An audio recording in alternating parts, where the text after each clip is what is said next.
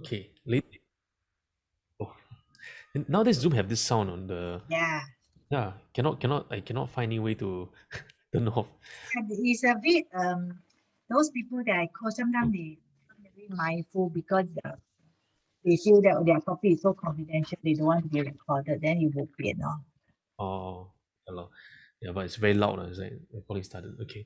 Anyway, later I may have one more person coming in to do some learning as well. Then after that, we can have some practice with this person. So we're Okay, gonna start. can I just Yeah. ask you before we get started, do you have any time available like from 8 p.m. to 10 p.m. that kind of time? Have. Depend on the day. Because Yeah.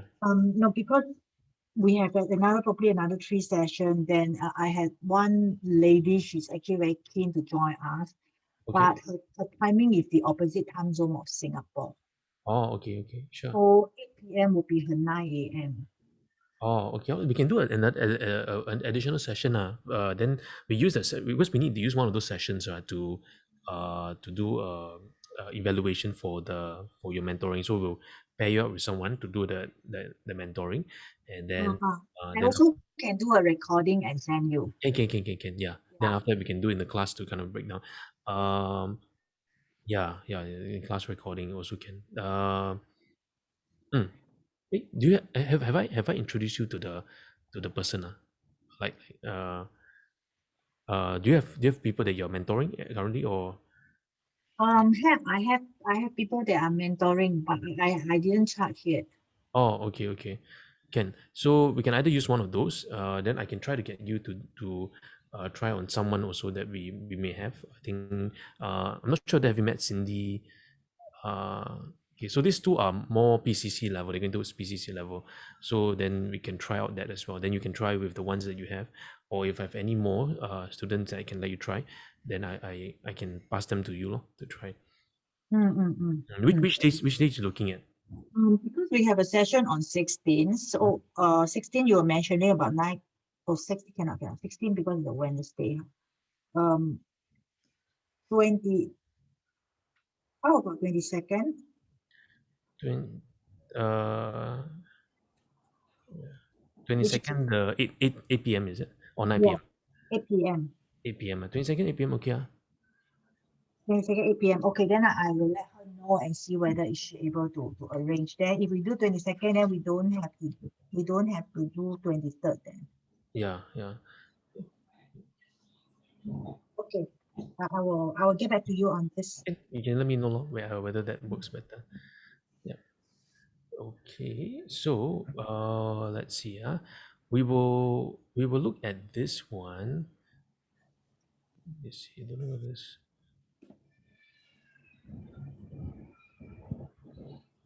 Sorry, Jedi. Yes. I've checked the Cal. 22nd, we have the MIC virtual starting. Oh, wait. Oh. I might Please mix up the come date. down to check your schedule. Oh yeah. Maybe 23rd. 23rd. But 23rd is a Wednesday, right? Wednesday, okay. Wednesday night, don't you? We have group mentor. The no, the peer coaching. So it's okay because we got Wilson, Heider, they all running the peer coaching. Okay. Yeah. So 23rd. Then- Uh, I think correct. Yeah, 23rd. Okay. I confirm with you.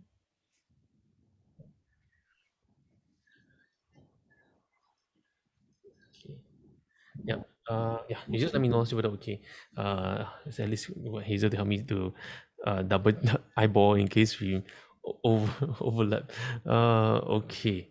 So let's just oh, B and Hazel and Joanne, you're all inside the same breakout room, right? Oh, yeah. Yeah. Yeah. Yeah, just nice. Then don't have to play back because you're in the same easier. Uh, Oh, you're referring to that day's mentor. yeah. Oh, not enough time, the second group, because I was trying to engage everybody to share, and some of them, their thoughts are a little bit more intense, so I need to allow time to express. Yeah. Yeah. Okay, I think we have Michelle. Michelle Feng is joining us. She attended our program. Hey, actually, Michelle was in Joanne's class, right? Yes, I'm here. You hold on for a while. Sorry. Yeah. with oh no, different batch. Joanne was in batch 5. Michelle was in batch 5 with Gopalan and Gatika. Yeah. So okay. Now let's go back to that video thing, right? Okay. So let's take a look at this first, and we kind of extract out the segment here. Create something out of nothing, right? 有些space 给 Chris 去要来的，我不可能去阻短他最难的，就是去15分钟到20分钟。找例子啊。 remember she said 我经历在 coaching One mentor coaching. Number one, spoken below. 间的区别。 Do reflective inquiry in a whole nother way, because we're gonna go. 大家还听得清楚吗？刚才Jedi教练所解释的关于这个 competency 你们有任何意见吗？还是有哪一位是听不懂的？描述还好吗？谢谢关心我。我可以用中文讲，大家都能听懂是吧？好的。可以，大家都可以，应该是可以听得。 Okay, so this was the session that we kind of like had with Joanne and Hazel and B. Okay, so before we go into the breakdown of that, we'll open the floor first to kind of hear from Joanne's experience for that. How did it go for you, and then what areas do you feel that can be further enhanced, or questions that you have?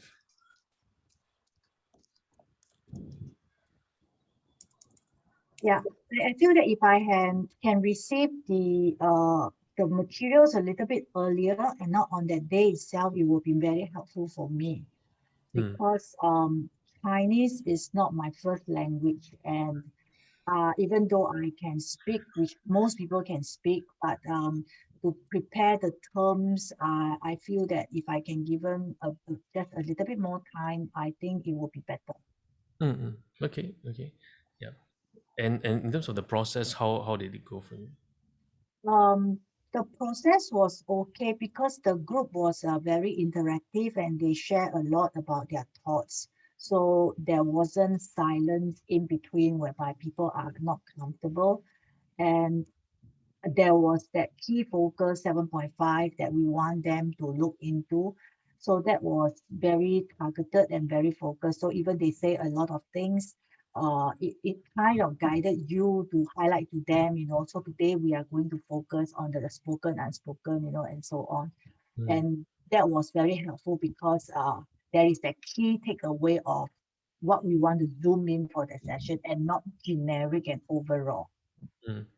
Yeah. So having a focus topic, I find that is very helpful for mentoring process. Yeah, and it's just the time factor because the client needs to tell a story for the content so that the coach can reflect back, and that reflection for us to help her, or rather she picked up the spoken, unspoken, plain language. All this is all concise within that. It's all contained within that 20 minutes, and sometimes they take 5 minutes to build rapport.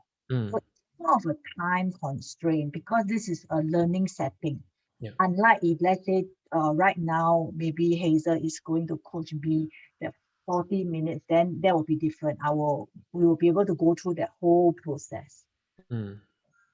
Yeah. So that's one of the key thing where how do we actually cater time within that time frame that we have to allow for more discussions and more sharings within the team itself.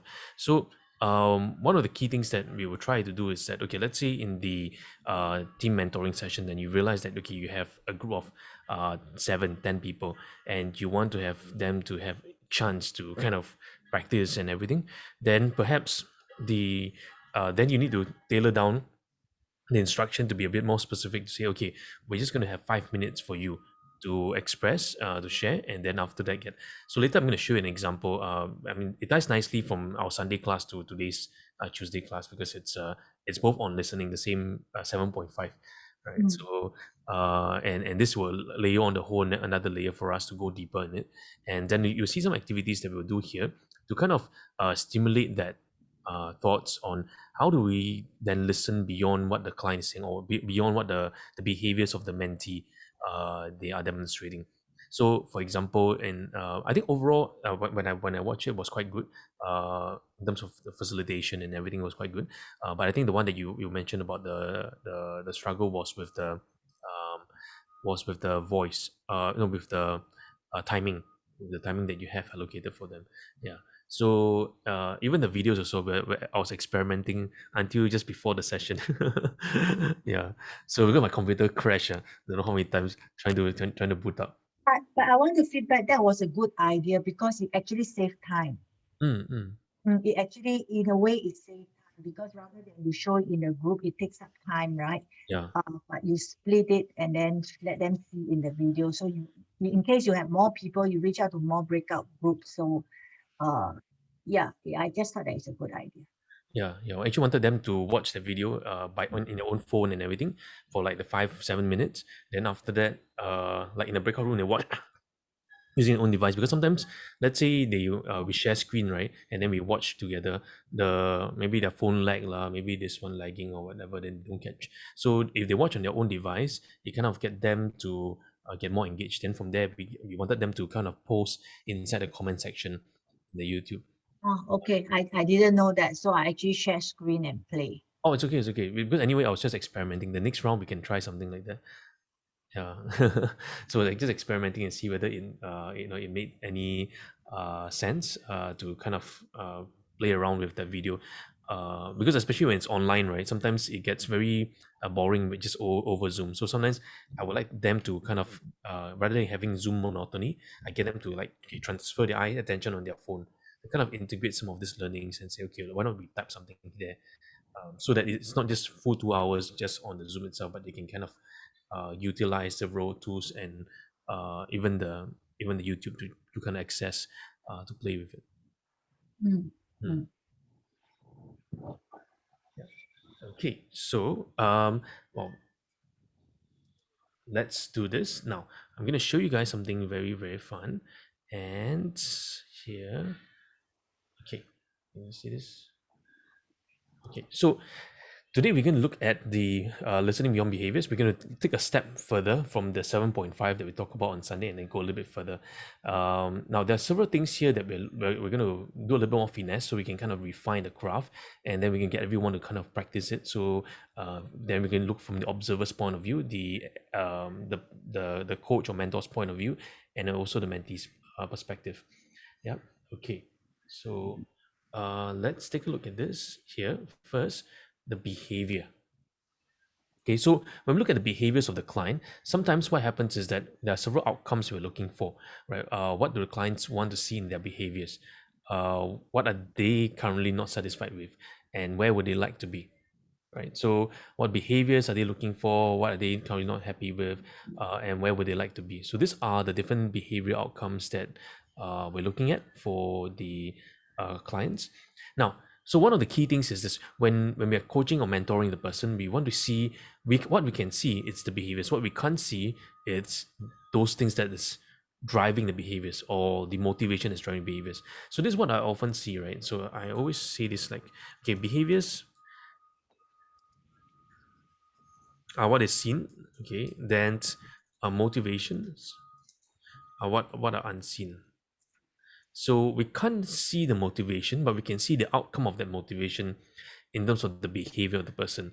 Now, sometimes the motivation can be a positive and motivation, or can be a kind of a negative motivation, but we want to see how this links to the client's actions. So we're going to look at just one particular aspect of motivation, that's goal motivation. So in goal motivation, it's about helping the person or the individual to direct their focus, energy, and behavior in a more purposeful manner towards that area, right? So more purposeful manner in those in the particular area. Now, the goals form part of the internal motives, and sometimes they are referred to as the cognitive function of the individual. So these cognitive functions unite with the meaning-making process to help us to really step into the action process, right? So now people think that goals is what we want, but actually goals is generated by what is not there, not in existence, not what is there. Why this works very well is because the human brain works best where there's gaps.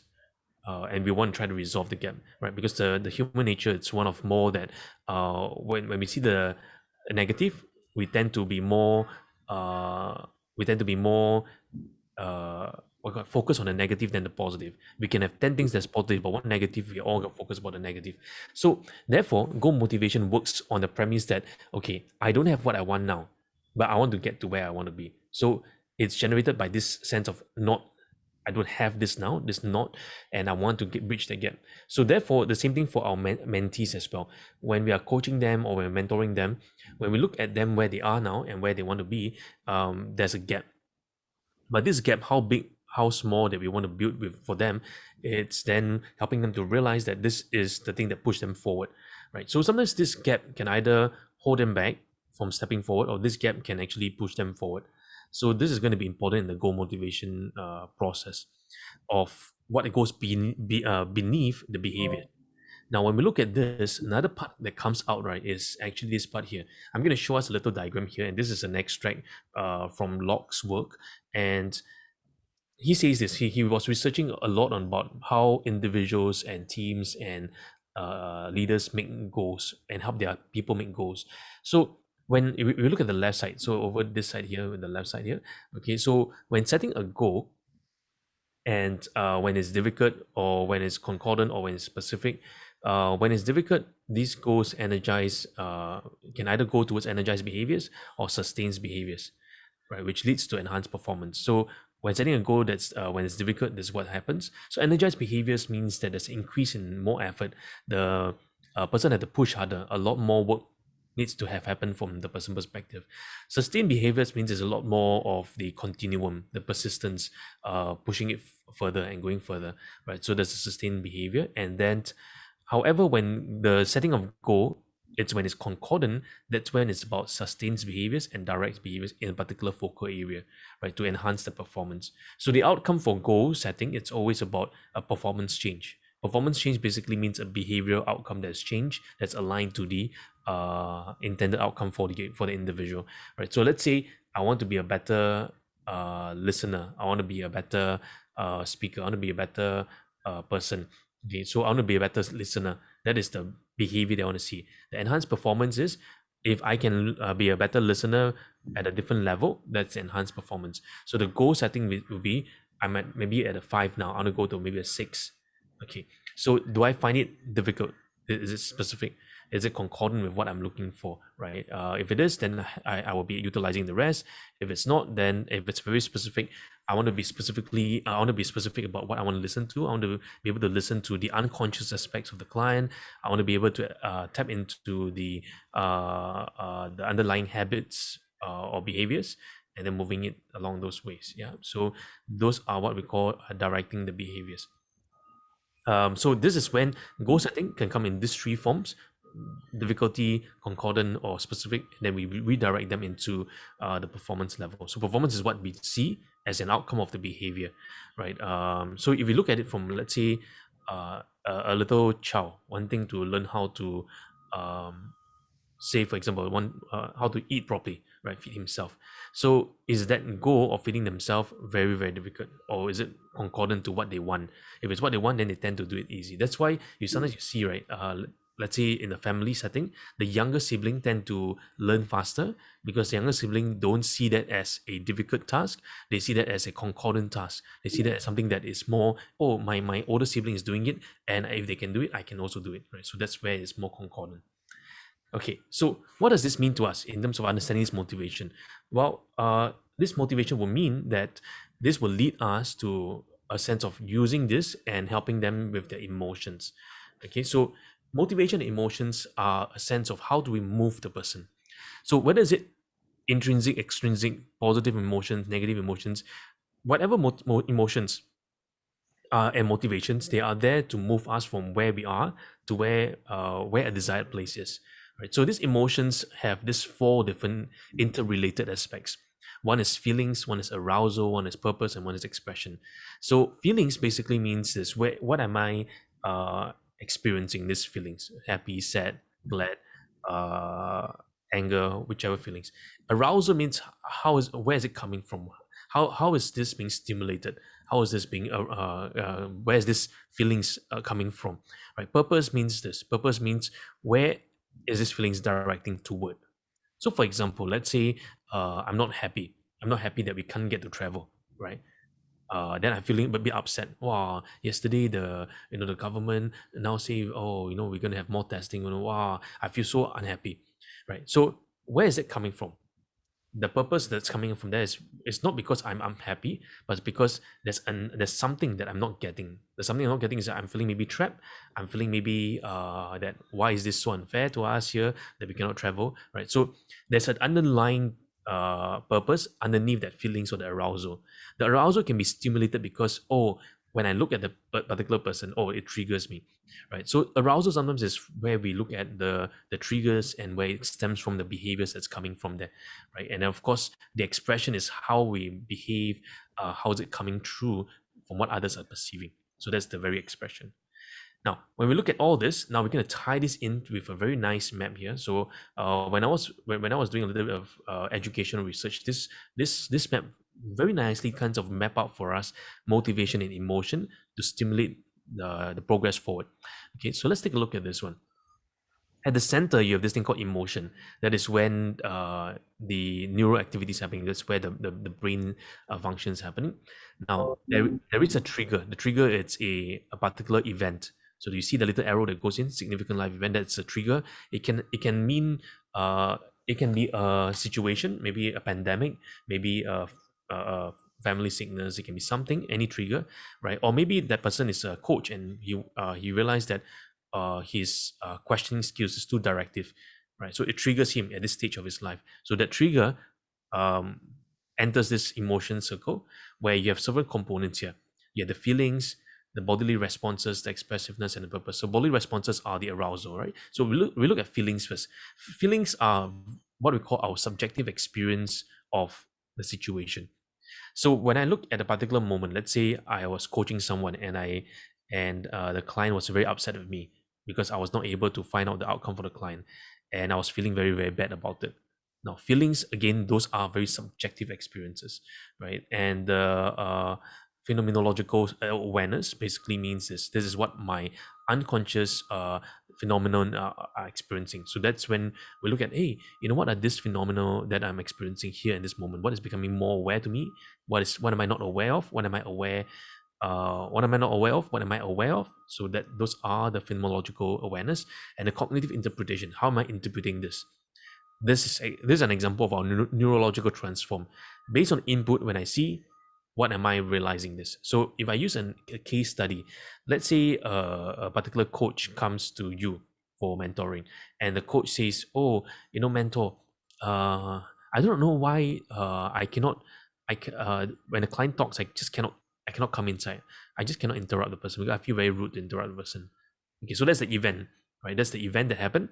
Now, the subjective experience is this, right? That I just cannot do it, right? I'm just feeling that I don't think I can be a good coach. I don't think I'm a good coach, right? Because the person is now aware of the gap. The phenomenon that the person is aware of is this. I see others do it. I see others can just jump it, but I do not know why I cannot do it. I feel that then the cognitive interpretation is this. Because the reason I cannot do it is because I'm someone who really respects others' voice. So I don't want to jump in so quickly, right? I want to really honor the person's voice before I do anything. So notice how all this cognitive interpretation happens, right? So for example, let's say let's use another example. Let's say you today, right? Maybe for lunch you want to get something. Let's say you want to get a chicken rice for lunch, and when the chicken rice arrive, then it comes with the rice but no chicken. Then the person the uncle forgot to put the chicken there. So that is the event. Event happened, emotion trigger, right? Then how do you feel when there's no chicken in the chicken rice? Right. So you see straight away, you can see Joanne's expression. There's a bodily response that come out from there, right? That's the arousal. How would you feel, right? One is could be, why? How can it be no chicken, right? This is a famous chicken rice store. You cannot have no chicken, right? So maybe the subjective experience is this. Must be the Grab driver's fault. or must be this person's fault, right? Cannot be the uncle, but I know him so long. Now, what's that? That's a cognitive interpretation. Because I cannot be the uncle fault. It must be the Grab driver. The Grab driver, or something wrong with the app, the Grab, maybe when I order the chicken rice, I click no chicken, chicken rice with no chicken, then maybe that's the interpretation. So that's very important for the listening process. Is the person interpreting the situation based on the facts of the situation, or based on the person's heuristics, the own cognitive bias of the situation? So that's what it means here, right? So how do they, what reference point do they use to interpret what their experiences are at the moment? Okay, because later we're going to tie this to the listening process. Okay, so far okay? Yeah, okay. Now, then we look at the bodily response. This is something what we call the unspoken words, right? So we can see this happen, like the body changes, the smile, maybe the expression on the face, maybe the primal state of the body. So the body is like, oh, it's going to move. So body preparation for action means this. It's like the body is primed, like almost getting ready to jump on something, right? Almost ready. So for example, I got so upset. I almost want to call I almost want to go and post on the social media that, wow, this chicken rice store is so terrible, right? So the body is primed for that. But then later on, you realize something. Or you realize that, it's actually not your fault, not the person's fault. Actually, it's nobody's fault. Is that then you realize, okay, so let's use the same example, right? The chicken rice came without the chicken. And then at first you want to complain, you want to call the chicken rice store, you want to call the Grab driver, why he like that, right? So that's the body preparation. But the moment a new input comes in, and you realize that that the Grab driver was crying at your door. He was crying at your door. Then he was in tears, and he says this. He says that, hey, I was trying to get your food delivered, and then I saw a tiger along the way, and I don't know why there's a tiger in Singapore. It was let loose, and it was trying to chase me. So and I was running and running. Somehow as I was running, I was trying to protect your food from to protect your food. But then the tiger tried to chase me, and the food accidentally opened up, and the chicken fell out. Only left the rice. So I just quickly back and try to run for my life, and I hope you don't scold me. Now, suddenly with this new input that come in your mind, two things can happen. One is you have this idea. Is it 鸡年wo? It's like, are you sure or not? You mean got tiger, right? Because the facts become so strange that it's almost impossible to believe. But then yet there's another level of compassion, because you say, hey, was I being too hard? Maybe the person really was struggling and is really trying to make something happen, right? So that's the body preparation. Now, there's also this, I know Joanne learned this neuroscience thing as well. She loves neuroscience. So one of my friends, in fact, CCL, Coaching Channel Slides, we have a branch in Philippines. So so I work with a professor of MIT in neuroscience, and I was asking him one day, I say, hey, what are the hormonal changes? And the hormonal changes in the body, when the emotions are not aligned, it triggers the adrenal glands, which is at the kidney area, and producing a certain set of hormones, your cortisol and everything, to kind of make you in a stress state, eustress and distress state, and then your amygdala will begin to swell to kind of like put you in the fight or flight mode. So all these different changes in the body happens because of that emotion, which means that at this moment, the person is no longer in a learning state. The person is no longer in a state where the person can learn well. The person is in a state where they are not optimized to learn properly, right? So that's the body response. So the body response has a very strong correlation to a person's ability to listen. Yeah. So you think about this: if you have arguments with your friends or your loved ones before, the reason that if let's say your bodily response is a fight or flight, then you're not processing the thing at all. So sometimes we allow time to go past and allow it to cool down. In fact, in one of the famous proverbs is this, right? Don't let your anger, don't let the sun fall upon your anger. So that means by the end of the day, right, no matter how angry you are, by the end of the day, you have to try to calm down yourself. Okay. Yeah, try to calm down yourself. Okay, then we have the sense of purpose, right? Sense of purpose means the impulse to action, goal-directed motivation state, and functional aspects of coping. How do we cope in that? How do we move towards that purpose? Why do I really want to be? Sometimes redirecting the person back to the purpose, then if they will feel better. or expressive behaviors. Any signs on the face, tone, voice, social signals, communication, expression. So all these are what we call the spoken, unspoken things in the emotional conveyance that's happening in the process as we listen to the client, right? These are happening at the moment with the client. So this is when we listen beyond just the content of the words, beyond just the syntax of the words, to what's really happening in the person's world, the feelings of the person, the bodily response, what is the sense of purpose for the person, and what is that expressive behaviors as a result of this movement, right? So then we begin to see all these things together. Now, so we're going to tie this in together nicely with our listening process, and we're going to do some activities together to kind of stimulate that, and so that in your mentoring process, as you reflect back to your clients, it becomes much more engaging. So let's take a look first at listening beyond behaviors on the listening to the spoken. So the spoken words, we have quite common things like words, content of words, context of words, repetition of phrases and words, identical or parallels, metaphors, tonality, emphasis of words. So these are what we can hear that is spoken, right? So let's say the person says, I love you. That's very flat. I love you. There's a change. I love you. There's a little change in the tone as well. So the same words with a different tone also creates a different thing. This is what we can hear, the spoken, right? The second thing that we want to be able to do is what we call listening to the unspoken. Now, this unspoken has so many things: the emotions, the purpose, the physiology, the body expression, the needs, the passion, the values, everything that we cannot hear, right? So what is spoken is what we can hear, the tones and everything we can hear. What's unspoken is that the meanings, the emotions is connected to what is spoken. So we're going to be looking at some of these activities here to really kind of stimulate that. And what we're going to do is this: we're going to try to apply some of this, and we're going to use in sequence. We're going to kind of work in a different process. So before we go there, any questions first?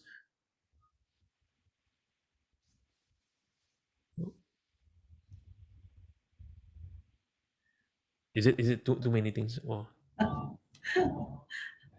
a lot. A lot to digest in a very short period of time. No, we do more activities so that we can understand more. Then I help you tie in, okay? Because the not too many info. Okay, so now the activity we're doing is all listening activity. Okay, listening activity. So what we're gonna be doing is this. Let me show you this little activity we're doing. Okay. So we're gonna have 2 rounds, okay, with 2 individuals, 2 sets, and then the rest we're gonna observe. So one of you will identify an aspect of listening that you would like more growth in. So this is the situation. Okay, I call this a situation, okay, or the topic. Okay, so the topic or the situation at hand is to identify a specific aspect of listening that you like to more growth or more development in, then you will share that with the mentor. So in you and the person, right? So one of you will be the mentee, one of you will be the mentor, right? And the mentee will come to the mentor and say, oh, mentor, I have this area of listening that I want more growth in. Then the mentor's role is to probe in, ask questions, listen to the spoken and listen to the unspoken. Okay, but specifically, you got so many things to look at. Which one should we look at? Okay, so that's when we'll allow you to choose. Okay, so not to worry. So we have the first set first, then I tell you what to do. Okay, who want to be the first to try out?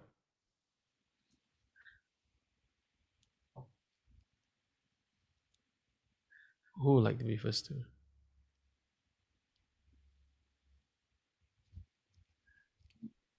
Mentor?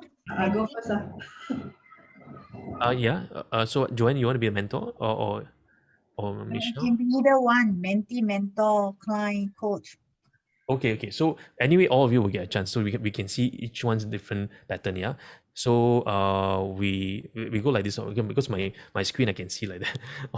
Everyone here. Okay, so we can start with Joanne. Then after that we go to Michelle. Then we go to B. Then we go Hazel. So Joanne, you will do with B first. Okay, and then so Joanne will be the mentor. B will be the mentee. So B, your role is just to be yourself, and you just will share with Joanne one aspect of listening that you want more growth in.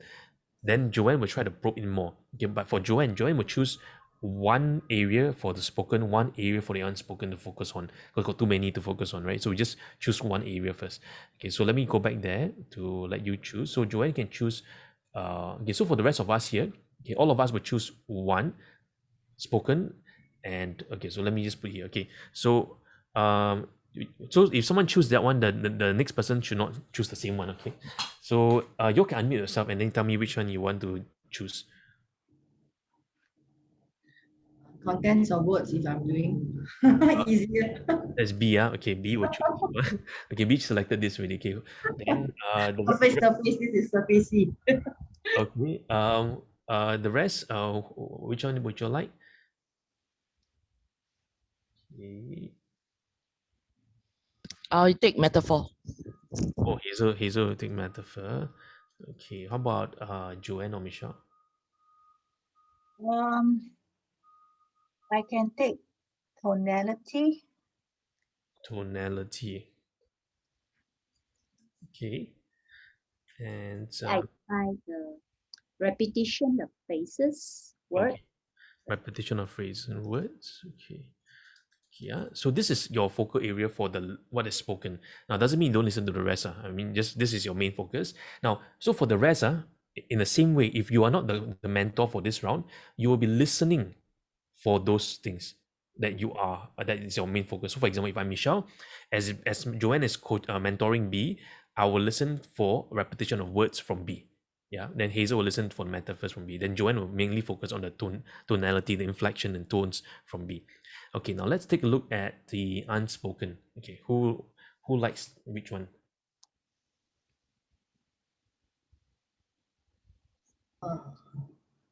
I take beliefs. Let's B, yeah. Okay.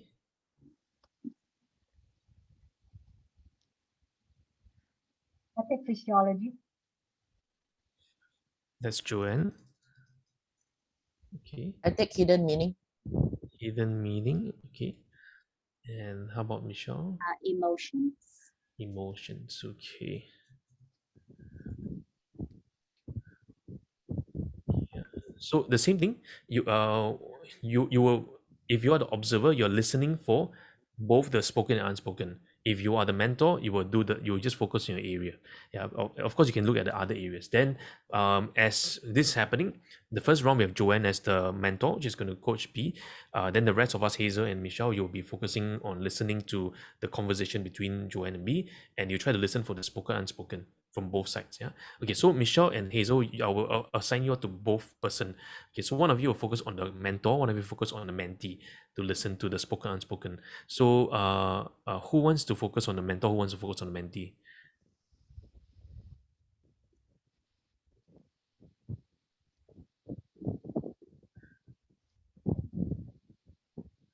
Actually, this is my refreshment, so I'm a bit lost. I'd like to listen more first, then I will go later. Can, no problem. So what you want to do is listen to the mentee, right? So you listen to B's conversation and see what's the spoken and unspoken. Then I'll get Hazel to listen to Joanne in terms of Joanne's question, what's Joanne listening to, what's Joanne's unspoken thing, right? More of that. Okay, Ken, are you all ready to try this out? Okay, let me spotlight B and Joanne spotlight here. Okay, so now they are both on spotlight. So the rest of us, we just listen to our specific area, just the one area, and we're going to give them a few minutes. How much time do you all need? It depends on the content of these coaching topic. I'll make it short and sweet. Then Joanne will probe in. Okay, so the content, the focal area, right, is on your coaching area in listening. Okay, so one aspect of your listening area that you want to improve on for your coaching. Okay, that's the topic. So we give you about maybe 5 to 10 minutes around that region. Okay, not too short. Too short you cannot listen out to much things, right? So if we listen and we realize, okay, maybe B share so much and then cross 10 minutes, then we'll cut your. Okay, so anyway, from 5 to 10 minutes, then allowing Joanne to kind of probe in more to get more out from there. Okay, good. So whenever you're ready, you can start. Okay. Good morning, B. How can I help you today? Today I would like to actually focus on how to improve my listening How to in the coaching session. Yeah. Can you tell me a little bit more about this competency that you actually want to improve? Okay, so in the coaching sessions, I come across when my coachee are telling stories. Okay, so it's a lot have been told. So I try to practice paraphrasing. I'll try to listen to and then see what is the main point in the conversation. So that's the reason why I need to improve my listening so that I can catch the main point. And then on the second level is also I want to also through my listening I can also sort of find out what is the belief behind the conversation that my coachee is talking about. Thanks for sharing, V. I'm hearing two things that you have just shared about the importance of wanting to sharpen this listening skills, and you mentioned about the main point, and another aspect that you talk about the belief. So has that been a struggle for you, or challenge for you managing this aspect of listening skill? The challenge is that when my coachee is like very expressive, and I think the challenge is about me cutting through or actually interrupt or intervene, so to make it short. And the other challenge is that if from the conversations that I discover some belief, the way how to share it so that it does not like come across as my interpretation. And what makes you think that it is your interpretation then?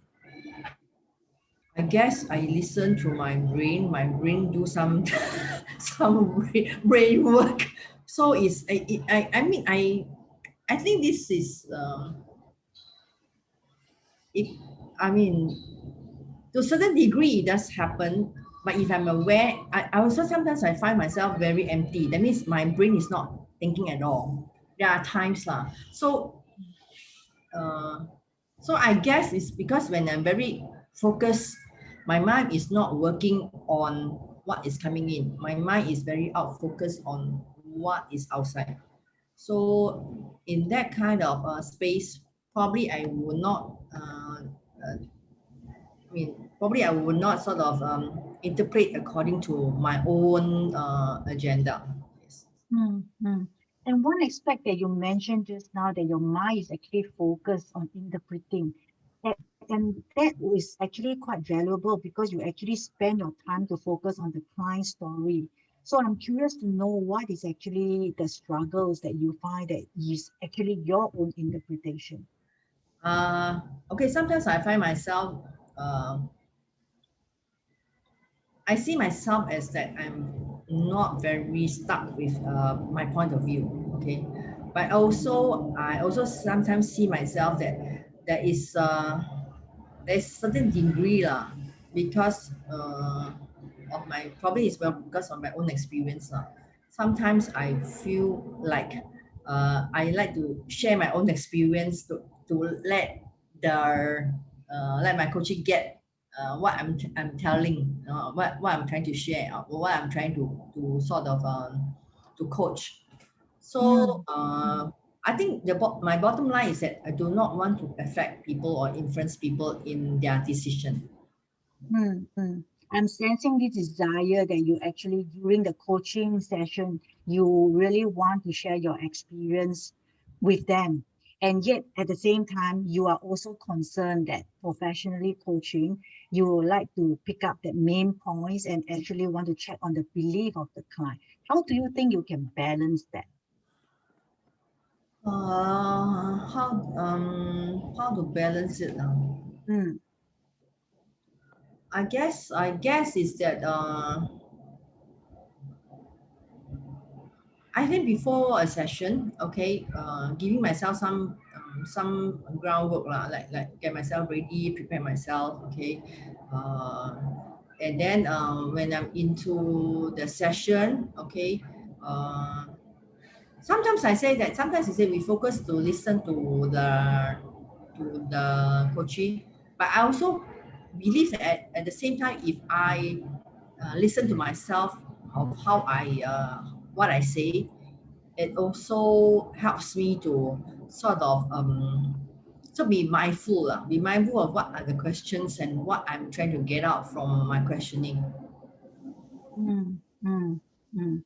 Yeah, I just sense that there is this, as you are talking about being mindful of listening and also talking about coming from your belief, there seems to be a certain level of confidence in you that whatever that you want to share with your client is actually coming from your conviction. I would not say not exactly, okay. I say to certain degree, I have my own things lah, my own stuff lah, okay. So I just have to be more aware that my stuff is not getting in the way. That's what I would practice.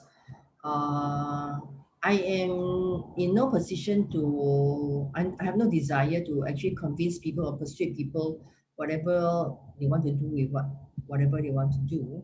So I always see myself as I'm just reflecting, just like a mirror of what you are doing, what my coach is doing, what my coach is saying, and then I probably will just put it into inquiry state for the person to say, is this really what you want? Okay, if this is what you want, how you want to do about this? Or when you going to get it done? I mean, these are the very, very simple momentum I build up in the coaching session.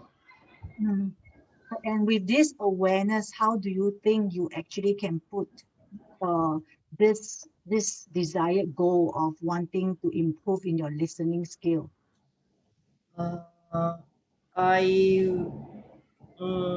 Because when I'm practicing active listening, my very beginner stage okay, I try to listen very hard. And then I try to remember, then I try to rephrase. So a lot of time was wasted, like, okay, the coach said, I said, it's the same thing already. So I realized it's not effective. I mean, I feel it's not worth it's not making full use of the coach's time. I guess time is a very critical, very important essence of my life okay. So I don't want to waste people's time. So the second stage of my listening in, I don't try to memorize and then to do rephrasing. I move on to like I really I get it, and then I always use to what probably because I learn other things so I take out keywords. And then from the keywords, so I asked my coachee. So this is another stage. So now that I am going to sort of deeper level to find out what is behind the conversation. So there's a reason why I feel that I need to sort of improve my listening capability so that I can just not be surfacey okay, just listen to the contents. So finding out context of the coach is important to me. May I share with you an observation as you're sharing with me, your this process of coaching? Yeah, yes, please. I probably, I guess this is what I think and what I thought of myself okay. I actually need another voice to see the difference. Yes. I noticed that when you actually shared about beginning, how you actually started your coaching, you listen very clearly, every word that the client says, and you were actually laughing at it. Then after that, when you go into another stage whereby you really focus and being with the client, and then you see yourself into another stage. So there was a very significant growth in you, developing your coaching skills. So with this so-called achievement, seeing yourself in progression, how do you think you can move forward to actually achieve a stronger listening skills, especially when you talk about you want to improve listening to the content and at the same time you're trying to find out the belief of the client? I guess practice I mean, we always say that practice makes perfect. So I mean, it's not the only way, I guess, but at present, the way I could see is just that I probably have to listen, practice more. Not only that I am doing a coaching session or just not just being a coach lah. Okay, probably there are different angles to look at it. Say, if I'm a coach, I probably have to pay attention to where am I going with my listening. So if I am a coachee, if I actually as a role of a coachee, I also can listen to how I mean just like how my coachee would like to be listened to, something like that. So this is a kind of learning. And third part of it is to observe people doing it and also learn from others. So in your mind, you actually know ways how to actually improve your listening skills. Okay, anyway, this was not prepared. This is not rethinking. This is what in the process of talking to you, so that things comes out. I mean, I guess voicing out is the way that I learn about myself. Yeah. Yes. So you learned something new today for just that 10 minutes of conversation of knowing yourself. Yes. I mean, How that's the reason why I like to be a coachee. So what is your next step that you want to actually do? Next step, I think I want to be here first for a while, probably for another 3 to 5 sessions and see how it goes. Then I'll decide how I want to move on. I think I don't want to think too far. I'm a great thinker. I think too much. You think too much. So I'm not. I mean, this is what I noticed. So I'm trying to see what I can sort of. I mean, it's not a bad thing. It's just that overthinking doesn't bring a lot of value for the moment. Yeah. But you do have the awareness that you think too much. In fact, because you think too much, you recognize that there is a need to improve that active listening skills. Yes. And there you hear yourself what the actions that you can do to actually to learn to be more aware. No, I think I have a different distinctions about thinking too much, overthinking lah. So thinking too much is that means overthinking means you always think about if I cannot do it, okay, what if I fail? But I stop thinking in that way lah. For me is that like thinking through what I am facing up. I mean, what I'm facing now, or what am I up to now is more my focus. Great. I hope to support you further in this aspect of your coaching competency on active listening. Thank you very much. Thank you. Thank you. Okay, let's see. Let's give Joanne a round of applause and V. V is a very spontaneous client. Very expressive. I also don't know whether I'm a difficult client or I'm an easy client. Sometimes people have different experience with me. Oh, you're very good, you see. You're very, very nice. Yeah. Let's see. Jada, you're in a setting whereby you have angel light behind you. So we all suddenly go into a classroom or in a art gallery. Yeah. Yeah, actually Zoom now has this function that you can have everybody on a different seat. Do you see that? No? Where do you get it from? Okay, see, I'll show you. Now, can you all see this? Can you see this? Yeah, where do you get this option? Only the host can do it. But under what option? Under the change immersive view. Oh. So it's something new that Zoom just opened up. Yeah, then you can try something like this. We're in class. Like that. You can see or not? I can see lah, but I just not find it very fascinating. What is the purpose? Oh, because people say that I want to see, like let's say I got class, right? I want to do a lecture, right? And I want to be able to do like everybody in the class like that. Then I want to, let's say I don't like Celeste, I put her one corner. Oh, I see. Yeah. So this is quite fun that they have this. They're trying to do it more. If not Zoom very boring. It's just like that only. So sometimes we have to engage with different elements. Okay, so that was a good session by Joanne and B. I didn't want to stop Joanne because I thought she was going a very nice flow and we can really see her. Actually, that's like a mentoring session that you just completed there. A short mentoring session that you just completed there. Yeah. So because you did the front, you did the middle, you tie in, and then you were also using the what we mentioned about the last session as well. Right after that, how do we weave in the learnings and extraction? Okay, so let's open the floor first for what are our other friends who will observe. What do you listen, or what do you notice in the coach and the client? For me, from the coach standpoint, Hmm. what I'm seeing is Joanne is very reflective of the client. Her facial expression has a lot to do when it's very different when she is curious, and that means she's going to inquire what the client is saying, Hmm. and then she will smile. Her look somehow or rather can tell whether she is actually curious or she's satisfied, or the curiosity, and then the client will start talking.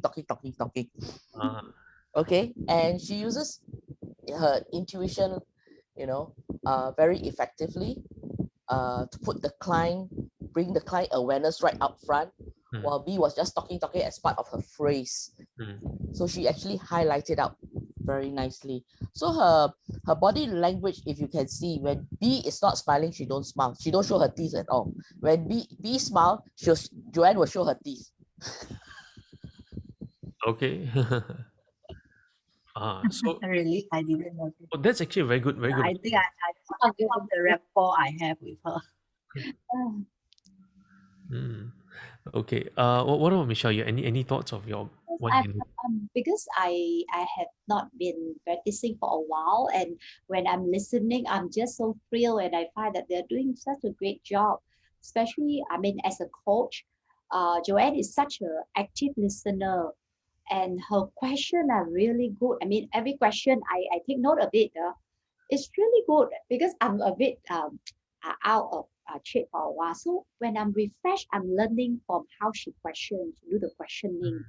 It's very relevant, and because of being active and listening, so her question are really just help me to really share more and more. And I like it when she asks me, I share my experience. Carefully she asks that question, and before she starts sharing. So it's like a new whole refreshment for me. And actually, I want to hear more instead of participate. Is it possible? Because I think maybe for the next few lessons, I'm able to participate more. Because when I listen to y'all, I'm really like alive again in my previous lesson. Yeah, be alive again. Yeah. So let me listening more. Practice listening. Yeah, very good. Yeah, we practice more listening. Thanks, Michelle, for sharing that. Yeah. Yeah. So the good news is that in this community, we try to help coaches to kind of refresh and also help them to reconnect and get them to improve their conversational skills. Okay, very nice. So let's hear from Joanne. What are your thoughts on in respect to the two things? One is the spoken and unspoken. So let's look at your spoken, that you wanted to focus on the tonality of B. How did it go for you? The part on the tone of the voice was a little bit challenging, I would say, because there are certain point of time she is there wasn't an up and down. Only when there is a trigger of a certain events that she recall, and she start to have that. So I feel that I need to be very attentive to catch her high. Yeah, if not, when she narrate about the story, she's actually in one tone. Okay, so let me show you an example. Okay, B, I'm going to have little maybe 1-2 sentence with B. Then let's see whether can you pick up the tonality. All of us, okay, because this tonality part is actually quite useful. Hi B, 你好冇啊? Oh, what? Okay, so what would you like to have for lunch later? Okay. I think I want to have kimchi soup with rice. Okay, now notice that one sentence how she expressed. Okay, let's ask everybody, what tonality do you hear from B's expression just now?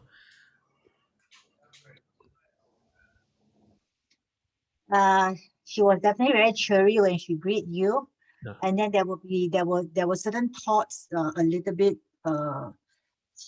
There is a thinking spot when you ask her what she wants to eat for lunch, because the smile go off, Hmm. and then after that she said kimchi soup, so it's like the idea stuck on her, and then she smiled again. Okay. So anyone else? What else you notice? Her tone was not as sharp as when she was greeting you when she's talking about lunch. Hmm. It seems like there is, and her speed slowed down as she is trying to process that particular answer for the question. Okay. How many of you heard this one? You heard that one? Oh, yeah. Yep. Ah, The R, right? So now there's a tonal shift there. Like she was actually very happy then.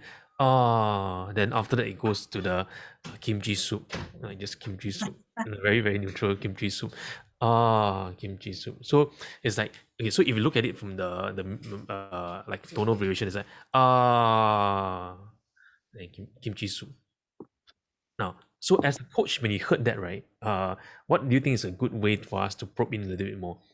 I can choose to probe in the right? Or when we hear her say kimchi soup in a very neutral tone, is that really what she wants? Or from our sensing, is that something that maybe is not really what she really wants?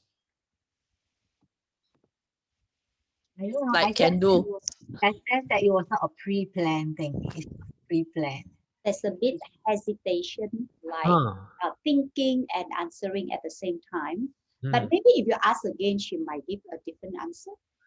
Okay, very, very good. So actually, there might be another different answer now. So B, let me probe in a little more. Okay, so B, as you were just sharing about what you want to eat for lunch, I noticed there was the and then after that, when you mentioned about kimchi soup, was kind of like a more neutral tone. What's happening there for you? No, I love Korean food. Okay, so but this morning I went marketing. So I actually have prepared some kimchi stuff ready, but in the marketing I forget about it. So when you ask me what's for lunch, I said, oh yeah. And then I said, oh yeah, I remember I want to have kimchi soup with rice. That was how the answer come out. Very, very good. Now, do you hear that? Okay, so now in our minds we think that maybe she doesn't want kimchi soup, but now, right? But because we can hear that, now we realize the thought process that she had was that it help her record that she went marketing in the morning to buy kimchi because she actually wanted that, but she kind of forgotten that. And now it just refresh her mind. Yeah. So this is an example of where we are listening with no attachment. Yeah, listening with no attachment. Because sometimes when we listen with attachment, we kind of want to attach something to it. Okay, so you talk to the here. Hi to them first. Hello. Hello. The lockdown, Papa very easy. The second one? This is the first one. The lockdown home-based learning primary one. HBL. Yeah. Okay, so now we have that tone. So now you can hear the little bit tone difference, right? Now the tone also sometimes you have what we call inflection up and inflection down. Now usually this gives us clues whether there's something more or something less. Yeah, so I'm gonna show you example with B also. I'm gonna show you how we can tell whether there's a little bit more or a little bit less. Also B, is kimchi soup something that is that your favorite type of food? My favorite, I love yes, I love Korean food very much. I mean barbecue lah. You've been lunch with me once also. Yes, yeah, amazing. Every time when people ask me out for lunch, and my first choice, let's go for Korean first, unless otherwise. Yeah. Yes. Yeah. Okay, so now what do you notice about her tonal variation? 嗯，is 感觉很期待。Yeah, you can sense that something that brightens her up when she talk a little bit more about the Korean variety, the BBQ, Korean soup, Korean lunch. Yeah, yeah, we can sense that the energy, right? That's in the tone, in the voice. Say, hey, wow, you know, as I'm so the way we reflect back to the client is, hey, Mr. Client, as I'm listening to you, I can really feel the energy and you know your passion and love for Korean food. Now then from here, that's when we can kind of think about questions. Hey, how then do I link this one forward? I say, oh, okay. And B, when has it has it always been like this for you that you love Korean food? No, I developed my my love for Korean food is because that was like I can't remember a few years back I guess maybe about 8 to 10 years ago I started to go Korea for tours. Ah, So and I went Korea I mean I almost go Korea every year, end of the year. Okay. And I mean not only I love the Korean food that is where the tourists are going for, but I enjoy because some of the local people that I was with, they brought me to their local place. They eat their local food with their local people. I mean that was really really very exciting. yeah. Now, very nice. Do you hear that? That was very, very exciting. Do you hear that? That thing? The exciting. And then after so there is a little change in her vocal inflection, right? So now we get more clues of to why this Korean food resonates so much with B. And why when I met her that time also she brought me to a Korean food, which is very nice to eat also. Right. So well, why there's this passion? It comes from that episode there. Right. So so if we go back to let's go back to this chart here. Okay, I'm show you how all this tie together. Right, the very emotion that B is feeling about Korean food, right? We can see the expressive behaviors, which is, haha, she has the voice, right? She has the little giggle laughter, that's what we can hear in expressive behaviors. The bodily response is like, oh, she's like almost feeling it, and we can sense the purpose. The purpose behind that is because there's something about that Korean food that helps her to ruminate or think about the past experience that she had in Korea. It's a little bit like 怀念. 怀念 is like remembering, right? Remembrance. So when she has the Korean food, it brings her back to that time where she was there in Korea. And now even more so, this nurturing effect is even more so because she can't travel. So the more she eats it, it just brings her back into those memories. Now, what does this tell us about B as well?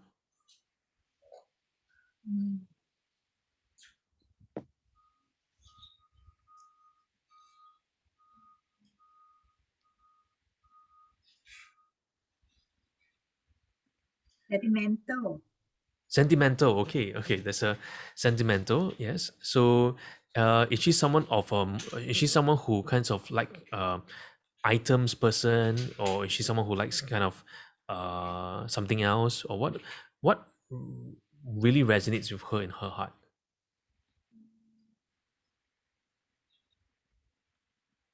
I just feel she treasure memories. Yeah, she treasures memories and experience, right? So from here we can tell that she treasures a lot of experience, memories. Because how do we tell that? We can also corroborate that with the evidence of her background image of San Francisco, right? Traveling, yeah. So experience for her is something important, and she's not all about needing the best of things, but she prefer the engagement of that experience as well as things that will bring her good memories and everything. Yeah. Okay, so we're gonna see there's a little patterns in a person's thought as we're listening to the unspoken. Okay, very, very good. Now, what does this all mean to us? Well, it means one thing, right? That here, let me show you up. Now, the reason why now we know more about B is because we just did one thing. We have created a safe and trusting space to deliver feedback of what we are hearing, what we are seeing, using a respectful, clear, judgment-free tone. Right, using a respectful, clear, judgment-free tone. That is one of your competency for mentor coach, right? Free tone. So as we are sharing our feedback, or from what we're hearing from the client, like maybe I'm noticing this, maybe this now you were having a little giggle. So now of course I can say, B, that's now I noticed you laugh, Now then the tone is a bit different, right? But hey B, that's not as you're sharing, I noticed a little giggle, a little bit of joyful laughter there. Compared to, hey B, that's now I noticed that's now you're laughing quite a lot, no? A very strange laughter. Now, if I do that kind of approach, then that kind of comment will be a bit more judgmental, right? But whereas if I want to highlight to her that I noticed that she was giggling a little bit, then I need to be respectful in that sense to say, hey, B, that's nice. I noticed that. Wow, what was happening there? I noticed a little giggle as you're talking about the food. Is there something that's coming to mind? So that space for the delivery of the feedback makes it very, very neutral, for allowing her to kind of be more open to share. Okay, so this is something that is going to be very, very, very important for us to practice. Okay, now we're going to get another pair to kind of do it. Now this time, we have Celeste that just came in. Very, very nice. Okay, so which means we can do a little experiment here. Okay, so I'm going to make it much harder for Joanne, because Joanne is going to prepare herself for her mentor coaching certification. So now we're going to get Celeste. Who would like to be a coach this time? Celeste, is it? How many of you want Celeste to be the coach?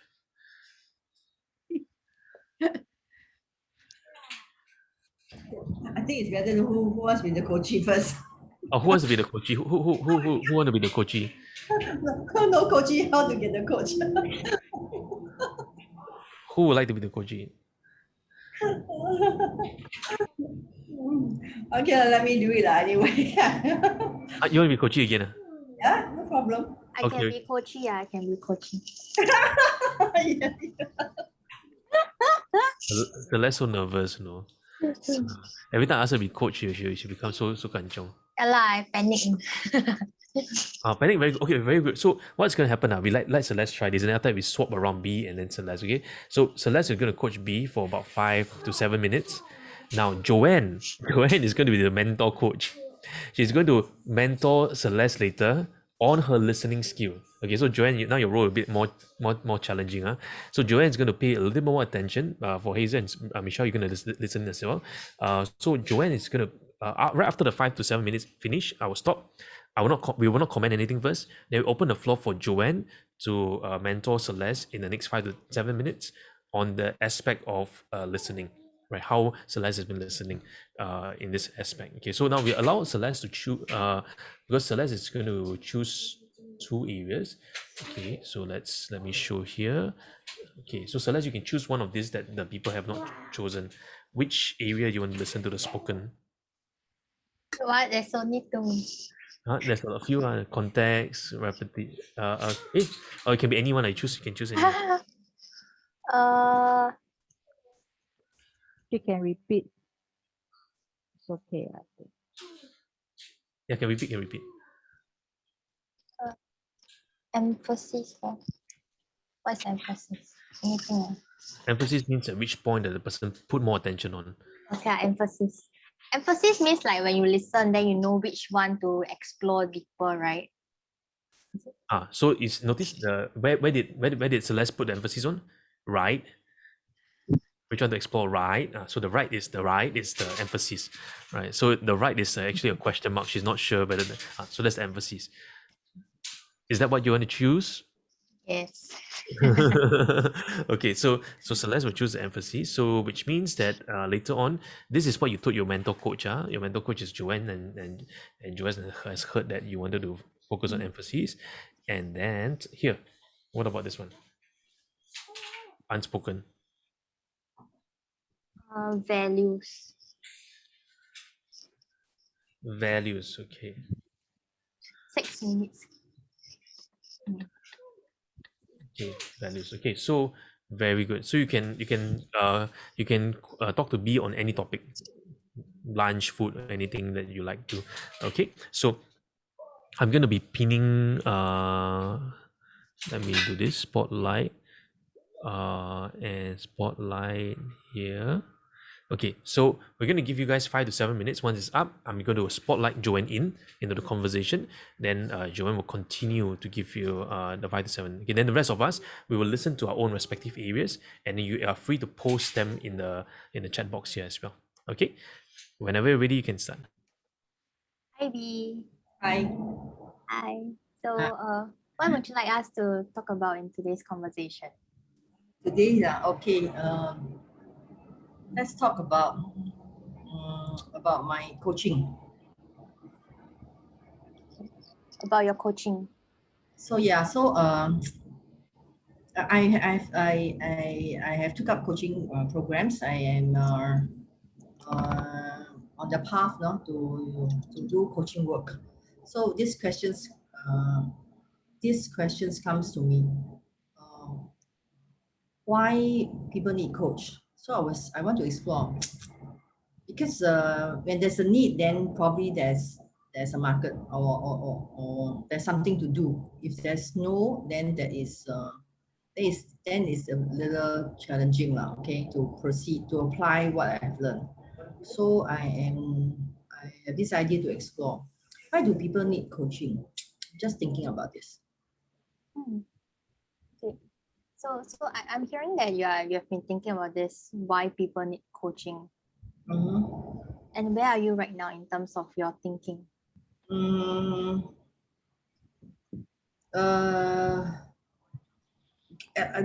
Why I have this question is because it's actually another question. Does everybody need a coach? Because I've been going around exploring about coaching, so there's a lot of marketing slogans. Okay, you need a coach, why people need a coach. But I was wondering, is it really necessary? Is there a need for a coach? So I'm also exploring this, because otherwise, then what's the point? So I'm not there yet, okay. It's just I'm in a stage of in a state of finding out more. Yes. So I hear you talking about is there a need for coaching, and you mentioned this question has been ongoing in your mind for some time as well, right? So I'm just wondering, at the end of this, maybe like 5 to 7 minutes, what would you like to get out of this? I think at the end of the sessions, I just want to have maybe a distinction or a clarity about so that about coaching. Okay, do I want to let's say it is I think is outcome is that coaching is a choice. I want to see coaching as a choice, a choice for people who really wants to use it as a tool or as a means for that person to get over or get over whatever is blocking or whatever is stopping, to move on. So my focus is that so that people can move on, through coaching.